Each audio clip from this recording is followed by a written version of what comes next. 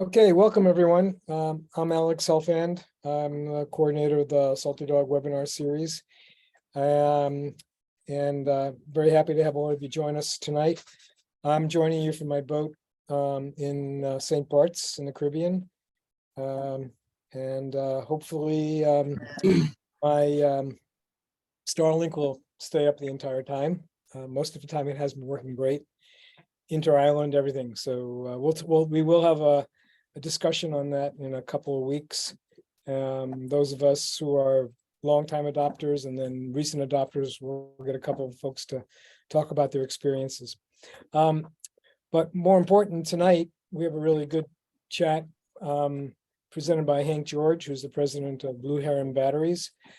Like to remind you that Blue Heron is a supporter of Salty Dogs, and as a result, if you're interested in purchasing Blue Heron lithium batteries, there is a discount that's offered, and you can reach out to Hank about that separately. So, and I'll just mention that we do have a couple of other talks coming up that weren't on the original schedule. One is on March 9th, which will be our first of several talks about cruising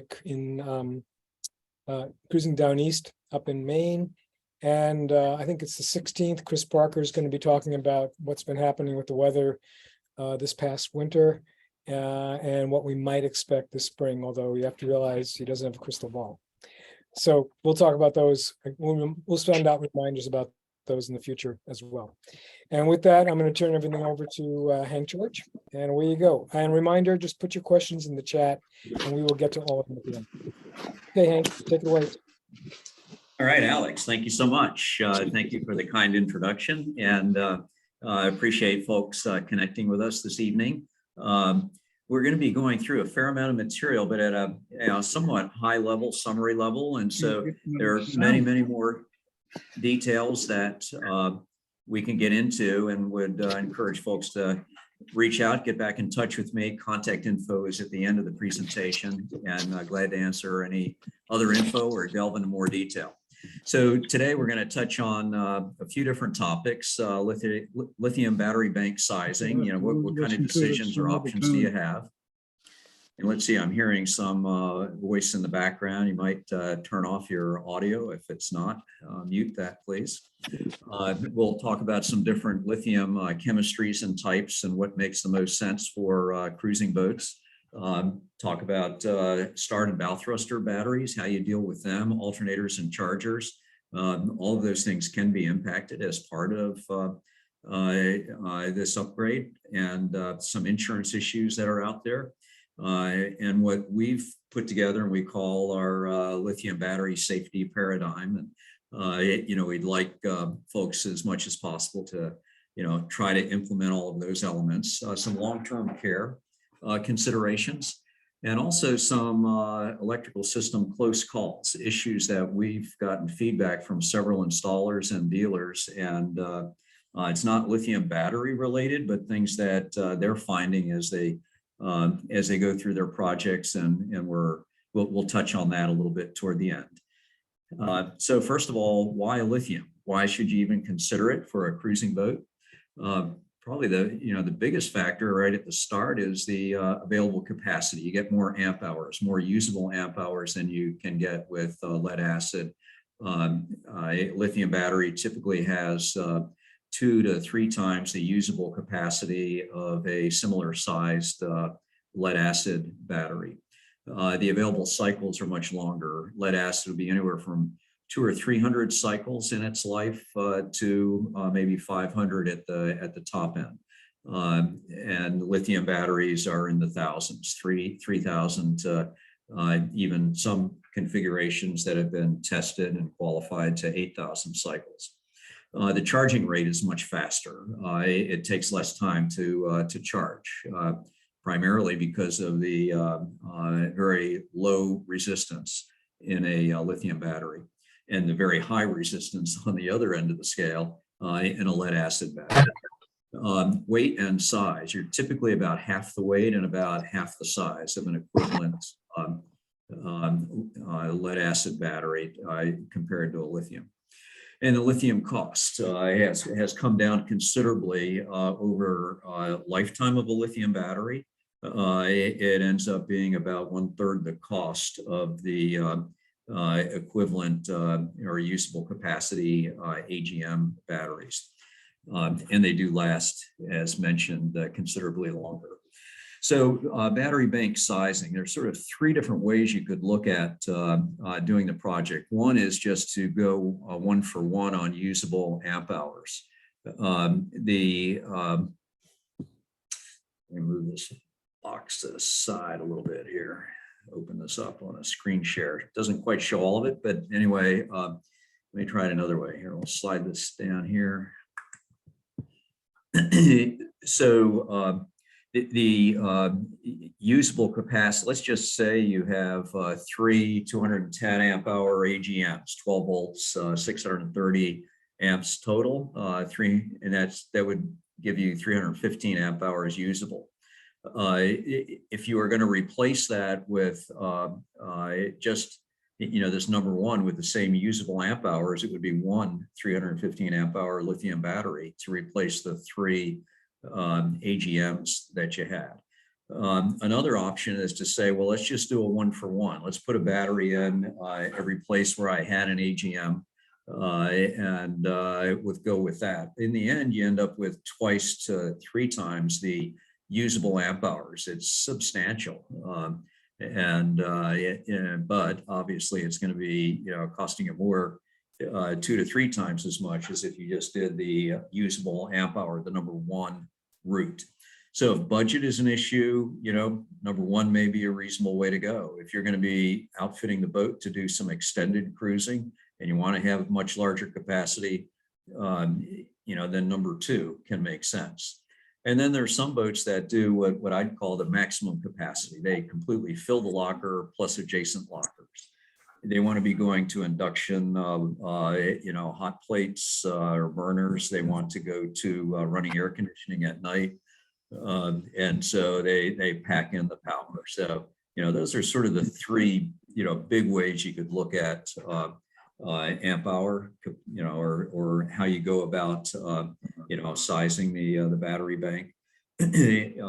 Some other guidelines that we've published before would be, generally for a small sail or powerboat under 34 feet, 200 amp hours tends to be a pretty good size battery bank, lithium battery bank.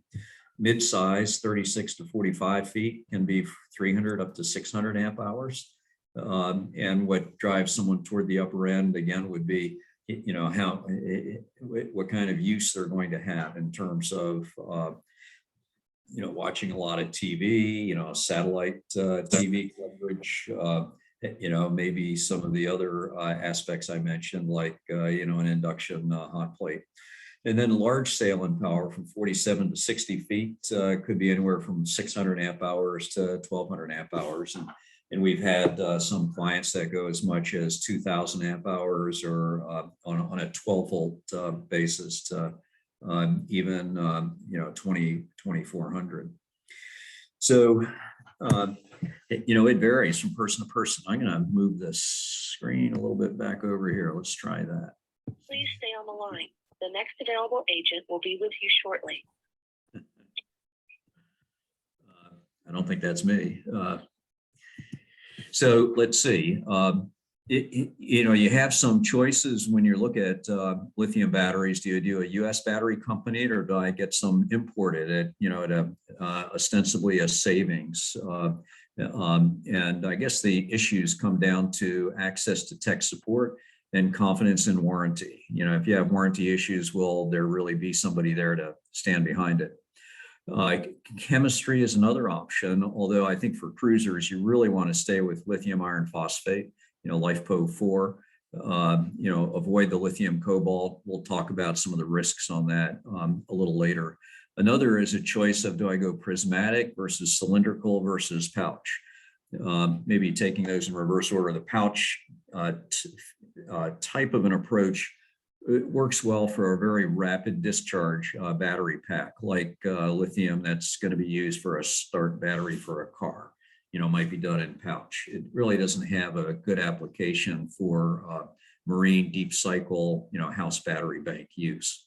Then prismatic versus cylindrical. The picture in the upper right of a cylindrical battery pack that's been pulled out of the case. It had a number of dead cells in the middle. The cells to the outside were like new. There are some issues that way. The high production, high volume, low cost batteries that are on the market tend to be cylindrical. They may be some popular names, but they're not going to be the longest lasting batteries for you. We've chosen prismatic. Victron has, Mastervolt has to go with prismatic batteries. And so there are one or two others out there. The picture in the middle is a modular battery that's 4 prismatic cells, and it'll be a very long life, long lasting. The modular like that will be a smaller footprint, but a little taller type battery, so it can fit into maybe under a settee, under a bunk. You can get a lot more capacity in a smaller space. The drop-in batteries are like the one on the lower left, where it's sized physically to match that of a standard size battery.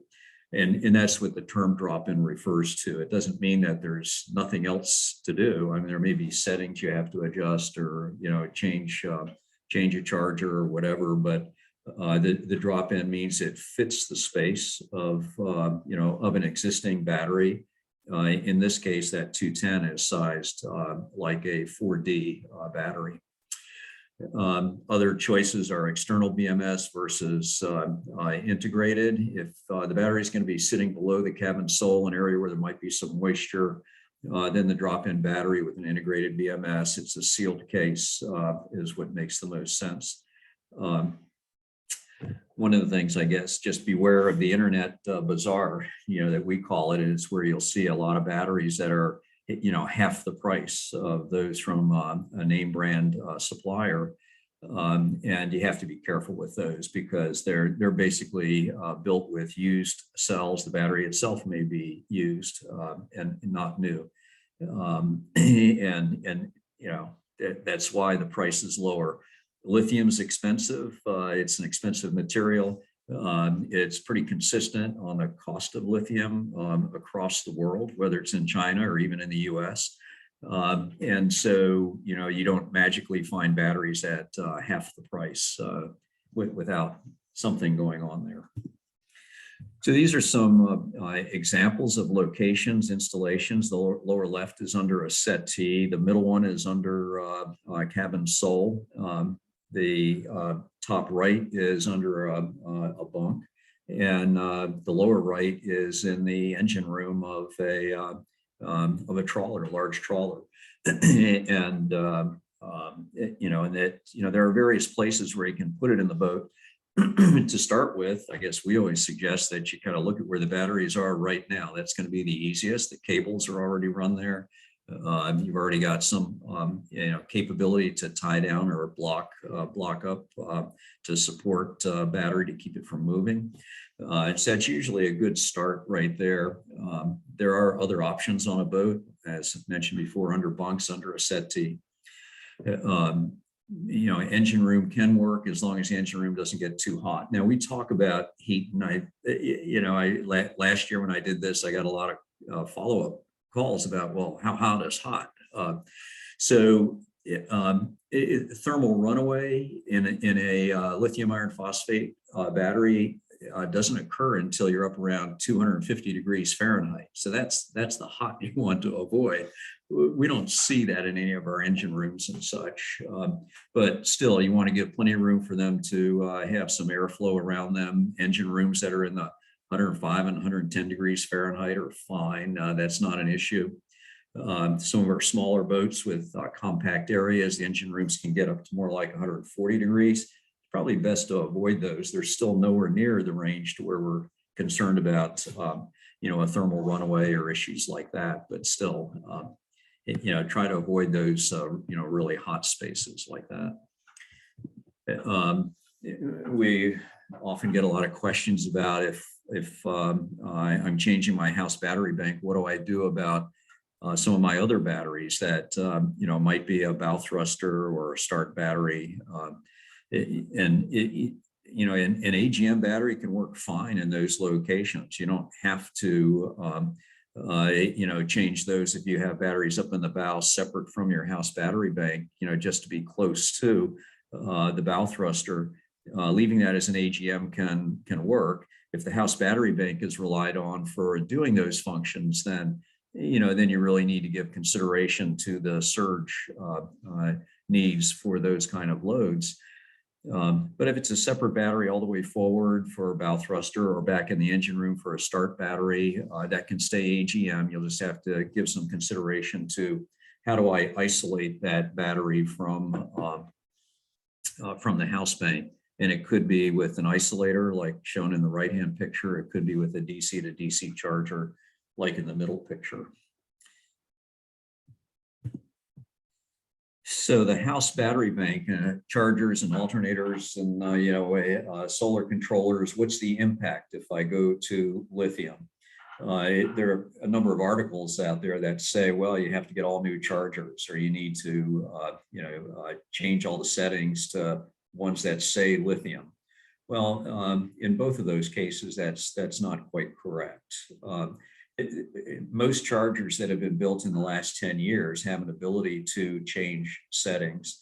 And you can usually find a setting that'll work pretty well. In some cases where it's an older charger and it's made just for AGM, and then we cannot adjust the setting, then you'd probably have to change it. But those are usually pretty rare. Usually you can find something that'll work. And then if they have a lithium setting, you'll want to check that to make sure that it's consistent with, today's guidance on what the lithium batteries should be getting. Early on, several years ago, and it may have been just part of the push to try to sell lithium.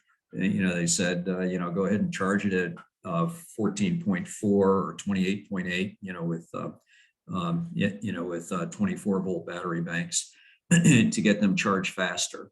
And the research now actually came out of the University of Virginia, a UVA study that's showing that you really want to charge it at 14.0 to 14.2, or 28 to 28.4 on a 24 volt for longer life.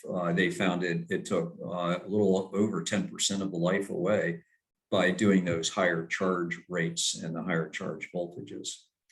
So anyway, it is something that can be adjusted. Both the chargers, alternators with an external regulator, you can have it charged directly to the house bank.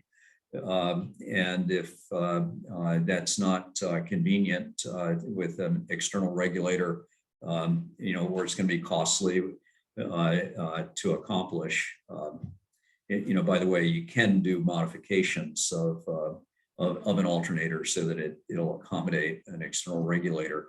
And that usually only runs for about $100 for a shop to modify the alternator for you. But the alternative is just to have the alternator feed the start battery and use a DC to DC charger to feed back to the house bank. And it's less costly than a new regulator and external, or a new alternator with external regulator.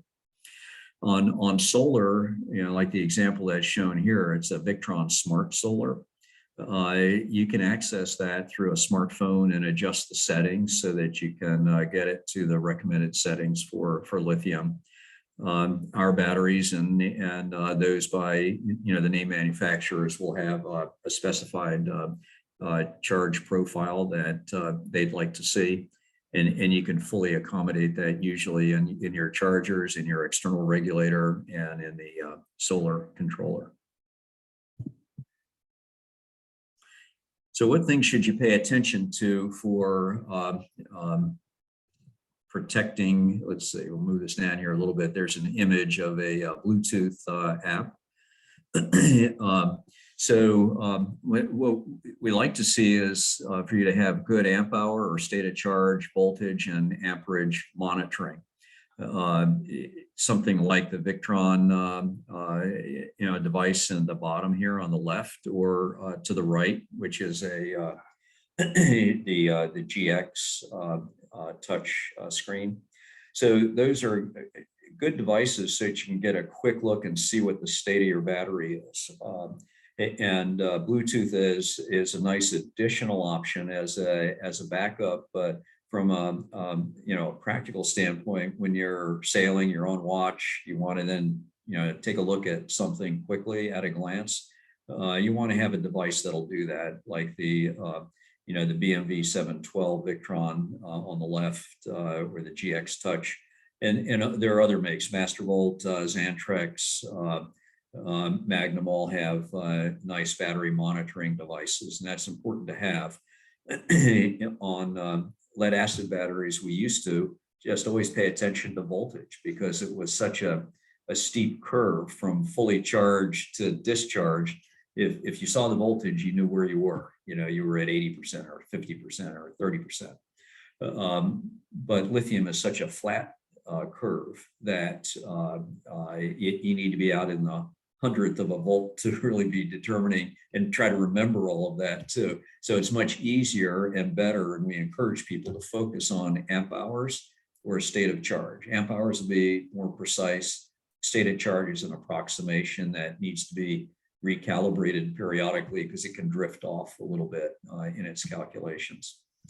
But pay attention to amp hours is really the primary one, and you can see where you are. Some other things on, don't discharge all the way to zero frequently. You can do that on occasion. It doesn't hurt a lithium battery. Doing it continually can start to take some life out of the battery. Don't charge in cold conditions. The BMS will prevent it, but it's nice for you not to try to do it to begin with and have to rely on the the BMS to shut you down.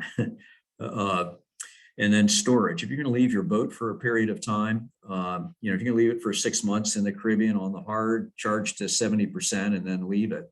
Turn the battery off, disconnect. If it's going to be longer than that, then we recommend that you have somebody somewhere in the middle of that period cycle the battery, put a load on it, pull it down to 20%, and then charge it back up to 70%, and then go ahead and leave it for more months. You only lose about 1 to 2% per month in self-discharge on a lithium battery. So it's not at all like a lead acid where we really needed to keep a charge on all the time when we left the boat. Battery management system, you want to make sure that every one of your batteries has a battery management system. The lithium batteries has a BMS. And the BMS monitors a lot of different variables, charging voltage, discharge voltage, amps, whether you're charging, discharging, or how many amp hours have been used. And that's helpful information. If you have Bluetooth, you can access that information, but the BMS is monitoring it all the time, and if you're discharging too much, it'll trip off. If you're causing a cell to get out of whack and at too high a voltage for that cell or too low a voltage, the BMS trips off. So some of the better BMSs will also have control over the charge and discharge switches. And so with your Bluetooth app, you could switch off the battery. You could switch off 2 or 3 batteries and operate on just one if there was any reason to do that. So you've got a lot of control with the BMS.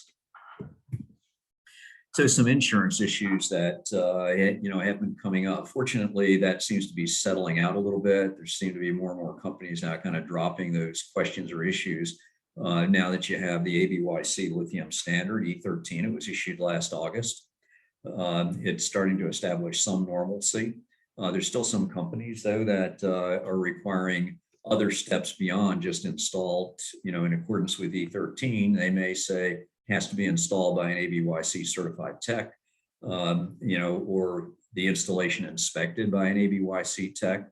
They may say that you purchase, they'll only cover you if you purchase from a US battery company. So, things of that nature still popping up a little bit. If anyone's having some issues from an insurance standpoint, you've got lithium or you want to go that direction, and the company you have is raising some issues, Morgan Wells at Jack Martin is a very good contact, and he can help you out on finding some coverage. even with your lithium battery. So what are the real risks that are there? So I'm going to jump down. It's the third bullet. Two primary types of rechargeable batteries, lithium batteries. There's lithium cobalt and lithium manganese. Those are the more common that are high energy density type batteries. That's what's in our cell phones, in our computers. It's very high energy density. It is highly combustible. So if your cell phone is starting to swell or the back of your computer is swelling, well, get that battery out of there. You don't want to keep charging that battery. It's giving you signs that it's end of life, and those batteries can self-ignite. And that's why there's some restrictions on use of those on airplanes, et cetera. Another chemistry, which is the most common in boats, it's the lithium iron phosphate, LiFePO4. It's compared to lithium cobalt, it's very stable. The cells don't self-ignite. It's also an excellent deep cycle battery. It's the most common that's used in electric vehicles also, the lithium iron phosphate. But for some applications where the designer wants high energy in a small package. So some of the electric boats are using the lithium cobalt. And so you want to be careful on the batteries you're looking at to make sure it is the lithium iron phosphate. For a boat, that's just what makes sense. Some keys in any of them are avoiding extreme heat. And as I mentioned, you need to be up to the 235 degrees Fahrenheit before, so that's what we mean by extreme heat. Avoid something that's in, say, the 150 degree range, which then with use and a lot of charging could be pushed up into the 200s. So those are the things you want to be careful of. And the other is avoid overcharging. Some people, and we've had a few clients that say, well, I've taken care of my charging problems. What I did is I just raised the charging set point, from all my chargers all the way up to 15 volts. And I said, well, that you don't want to do. Let it take a little more time to charge. Set it at 14.2 or a little less, 14.0. Don't overcharge. Don't try to get things to be instant charge. It's a very interesting letter from the ABYC, the American Boat and Yacht Council. There's the president of the ABYC, sent a letter around to the members in September last year. And he was recapping all of the charging testing that they had tried to do of lithium iron phosphate over the last summer. And he said, well, we tried. He said, we tried every which way from Sunday. We tried to overcharge. We did it in the heat of a summer day with max charge rates. We tried charging without the BMS, and we just couldn't get lithium iron phosphate to ignite or to burn or to explode. And he said, different from their tests of the lithium cobalt, but with the lithium iron phosphate, that's what they've concluded. And so that letter did a lot in sending it around to the insurance underwriters. And so I think that's also contributing to a little more sanity. There's still some out there, some companies that are insurance companies that are still being overly cautious, but things are improving. And I think it helps put it in perspective a bit. We have a lot of other combustible materials. The big one is the fiberglass resin, the tons of it that we have on a boat. You get a boat involved in a fire, it's hard to put out because of all that resin, and it is combustible. We have a lot of diesel fuel and gasoline jerry jugs, propane. In comparison, we're talking about for your lithium battery bank, you're probably talking about 2 gallons or 3 gallons of electrolyte that's in the battery, the entire battery bank. So it's pretty small in comparison to some of these other risks that are out there. So, a safety paradigm that, we, like to, share with folks, and that is sort of an 8-point here: defense in depth. Make sure that you get quality cells and batteries, that the cells are qualified, UL listed, for example. The battery is from a reputable US battery company, and that it's lithium iron phosphate.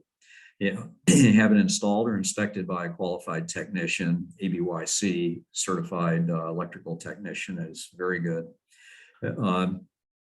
Make sure it's installed in the manufacturer's recommendations and the ABYC standard. The certified technician will know what those standards are. Make sure you use quality charging devices. You can find some that are half the price. They're not UL listed. They may be from China or India. But for our money, we always say, go with Victron or Mastervolt or Magnum or Xantrex, and they have a lot of redundancy built into the controls in those devices, and that's why UL approves them. Make sure you also program in the alarms that are available in those devices. If you did sort of a tiered approach to where you say, okay, we're setting our battery charger at 14.2 or 28.4 for the 24 volts. And then the BMS is set to trip off at 15 volts. So between 14.2 and 15, it'd be nice to, maybe it's 14.6, set the alarms on your BMV 712 or on your battery charger to alarm when it sees that kind of a voltage, because it really shouldn't be seeing that kind of a voltage. The charger should have stopped well before that, but maybe the charger didn't and it kept going. And so that's why, it's nice to have an alarm there that gives you an alert. And then if you aren't there and you don't hear the alarm, well, the BMS is set to interrupt the charge, once it gets up to that 15 volts or 30 volts in the case of a 24 volt battery. And that's below the level to which you're getting into any concerns with thermal runaway. It's below the level to where there would be any damage to a cell. Make sure you have quality battery monitoring devices. As I mentioned before, make sure each battery has a BMS, and then you should replace the batteries at end of useful life, which is when that lithium battery is down to 30 or 40% of its original capacity. And so that if the battery's treated right, and if the battery's been charged appropriately, that's going to be 10 years, 12 years, 14 years out. And one other thing is make sure when you go through the process that the rest of your electrical system is checked. There are some things, like I had said early on, that we've been finding that end up being, these are reports we've gotten back from owners and installers. We're putting a paper together on that. Some of them end up being, it looks like do-it-yourself type of installations where people didn't quite know what they were doing. But in some case, it is yard work that was really substandard and not done properly. And even some of these were issues from original construction on the boat, an oversight, at the time of original construction. I mean, some of these things have been, just as an example, loose generator connections to where all the cabling is charred and looks like it had been close to igniting. In one of these cases, it was the owner smelled the smoke and shut down the charger and shut down the generator, and then started looking till he found it. It was inside a junction box at the generator. So these things are out there, but they're things that can be checked pretty easily by checking, how sound the connections are, grabbing a heavy cable, and does it move or not, or is it solid? For those who are interested, go ahead and get in touch with us whenever. And I would also say, if you want to get into more detail than we're able to cover in addressing some of your questions tonight, certainly feel free to contact us. And this is our contact information here: support@blueheronbattery.com. support@blueheronbattery.com, or phone number 804-436-4783. And, as sponsors of the Salty Dogs, we're, willing to help you with any of those kind of questions or issues, that you have. So if anyone does have any questions, go ahead and enter those into the chat box. You can click, on your Zoom call, the chat box, and I'll try to address those as best I can tonight. I see, let's see, one from Alex. Is there, am I taking these? Yeah, I can So That exists. Mine was the first one. Yeah. yours is the first one. Okay. So how do you know that the battery capacity is less than 30 or 40%? Sure. So, it's a good thing to do every once in a while, and that's to charge your batteries all the way up.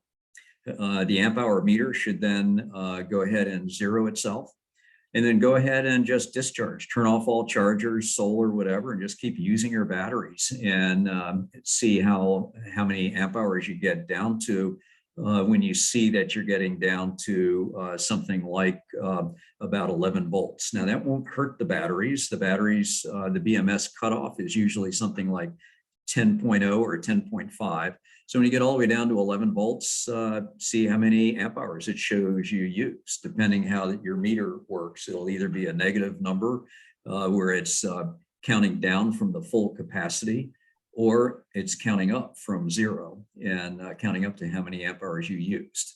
And then take a look at that compared to the original rating of the battery bank. And don't do that a lot, but do it once a season. I think it's good to do, just see how many amp hours you've got available. And Hank, you can do it on each individual battery?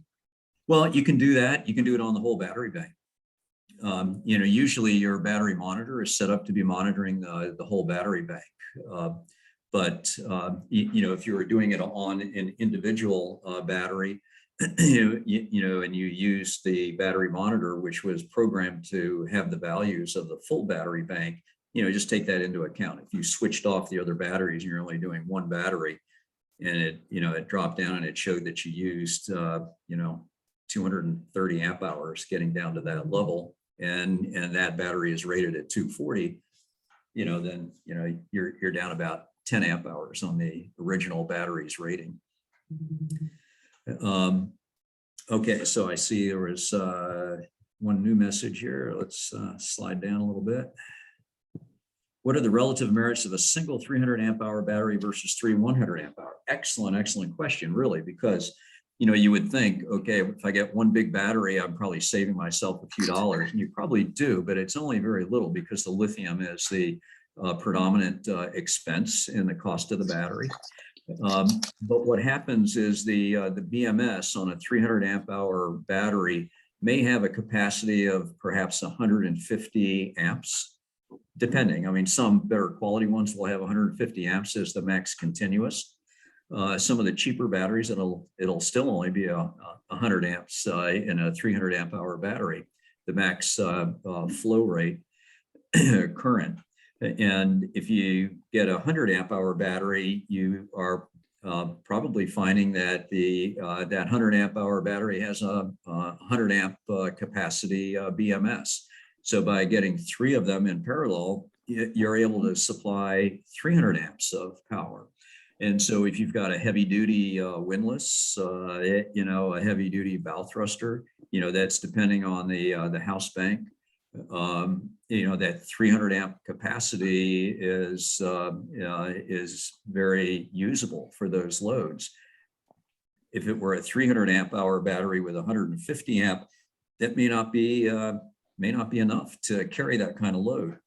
The other is if you're relying on the house battery bank as the backup to start your engine, and you're going to do a cross connect, 3 100 amp hours will give you much more current, than the 150 amps in a typical BMS for a 300 amp hour battery. And why is that? It's because it's very costly to try to build a BMS that is then a 200 amp BMS or a 300 amp BMS. It's as costly as the battery itself. And so it's a cost trade-off. And so many times on our boats, because of some of the loads that we have, it is much better to have multiple 100 amp hour batteries in there than just one big battery.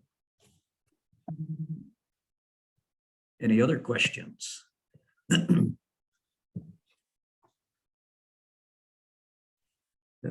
So someone's asking about estimate of amp hours needed to supply 2 12-volt DC, 7,000 BTU AC units overnight. you would need to go to the the listing information for that equipment. But just a rough estimate is I think you're going to need about something like maybe 500 to 600 amp hours. But if you dig into the specs or send me the specs, we can confirm that. When it's a 110 volt and you're trying to supply it through an inverter, you get into quite a few issues because of the surge capacity of a 110 volt motor and then the surge demand of a inverter. So sometimes it works out a little easier to do it, to put in a 12 volt DC air conditioning unit, even though it's not as efficient. The surge demands are much easier to meet. Any other questions?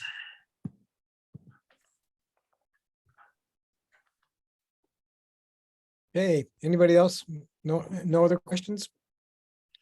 I'm sure people will think of ones from time to time. And so, yeah, do go ahead and use the email and send it to me. That'd be fine. Or send it to support @ and me or one of the other folks here will get back to you on that. Can't think of any, particularly challenging questions that we get that are, hard to address. But that issue of a surge and the question that someone asked about the 300 amp hours is a very good one, and probably should have been in my presentation, because we've had some situations where folks brought in, a boat over to Deltaville, and the folks were looking at it there, and it was basically that someone, dropped in a big 500 amp hour battery, and then it couldn't handle their windlass. In fact, couldn't even handle their electric winches because the BMS only had a 60 amp rating in it. So it's, careful what you buy when it's inexpensive. That's where you save a lot of costs, can be in the BMS. I joined late and so sorry if this already was mentioned, but we have a lithium installation on our boat, and notice that insurers now are having requirements with regards to that, and without proper documentation of installation, et cetera, your insurance might be affected. That's true. And folks that are running up against that, you can get an inspection by an ABYC tech, and sometimes that helps for the particular insurance company, sometimes not. Sometimes they're coming up with, there's one of the companies, I think it was a European, that said it was one that was in the Caribbean. If your boat was under 200,000 in value and you have lithium, we're just not going to insure you. So in the slides, everyone will get a copy of the video from this presentation. Everyone who registered will get a link to that. And in the presentation, I had the contact info for Morgan Wells at Jack Martin and Associates. And Morgan has been helping a lot of folks that way with, lining them up with an alternative insurer when they're running into some issues with that. And I did mention, by the way, for let's see who posted the question, that we're starting to see a little more, Ludwig, we're starting to see a little more sanity coming in on this, because now that the ABYC spec is out, and I think things like the ABYC president's letter on all the testing they did this summer, and where they were unable to get the lithium iron phosphate to self-ignite or to burn or whatever. So starting to help that a little bit. So Okay, I think that looks like about it, Hank. Thank you very, very much. And a reminder to everyone again, Blue Heron is a sponsor of the Salty Dogs. And if you are in the market for lithium, there's an opportunity to get a discount. So reach out to Hank and his team, and they can probably do the right thing for you. And again, thanks, Hank, very much. Really appreciate the presentation. And we will have this recording will be available for those that either came in late or want to see it again. So with that, I will stop the recording and say goodnight to everyone. One last reminder, we do have another presentation tomorrow night. Actually, it's by another one of our sponsors, Victron. We'll be talking about a number of the devices that they've got available that kind of fit right into a lot of what Hank was talking about tonight. And with that, we'll say goodnight. Good.